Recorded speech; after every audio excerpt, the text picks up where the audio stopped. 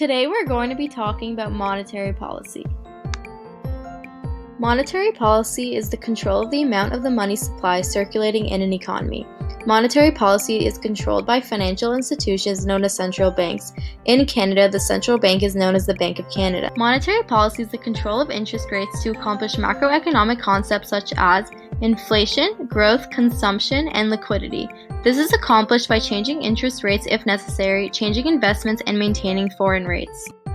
The goal is to be able to have a steady increase in GDP, low unemployment and greater productivity, stabilize foreign exchange in a stable value of money, and controlled inflation. There are two types of policies depending on the stage of the business cycle. The first type is expansionary policy, used to increase growth. This is typically used in a recession stage. Interest rates are lowered, which makes it easier for consumers to take out loans from the banks and leads to increased consumer spending. It also increases the overall supply of money in the economy. If overused, it can lead to increased inflation and cost of living. The second policy is contractionary policy. This is used to slow growth, typically in the expansionary or peak stage. In this policy, interest rates are increased, which slows the growth of money supply. This causes inflation to decrease. If the policy is overused, unemployment may increase. However, it is normally just used to help with inflation. Well, in the contractionary policy, businesses are doing really well as spending is high and growth is taking place. When higher interest rates are put in place, firms will have higher operation costs.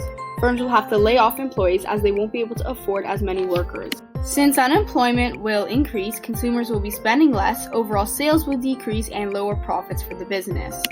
When expansionary policies use interest rates lower, this will make it easier to take out loans from banks so consumers will have more access to money and have a higher disposable income. More spending will start to occur in the economy. Therefore, businesses will be able to produce more, hire more employees, and they will be selling more, giving them higher profits. Limitations include hyperinflation. If interest rates are too low, overborrowing and out-of-control inflation occurs where goods are sold at much higher prices. Time lag. Effects of the policy only occur after about 6 to 8 quarters. Less effective as an expansionary tool than as a contractionary tool. Technical limitations. Interest rates can only go as low as 0%, which limits what the bank can do when interest rates are already low. Cannot be focused on specific regions. Some areas of the economy don't need the same stimulation as others. Some benefits are that it influences larger levels of activity in the economy.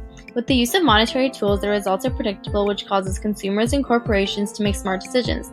Since it is implemented by the central government, these choices are not related to the ones made by politicians. Lastly, there are fast results and currency becomes devalued when the money supply increases and interest rates decreases.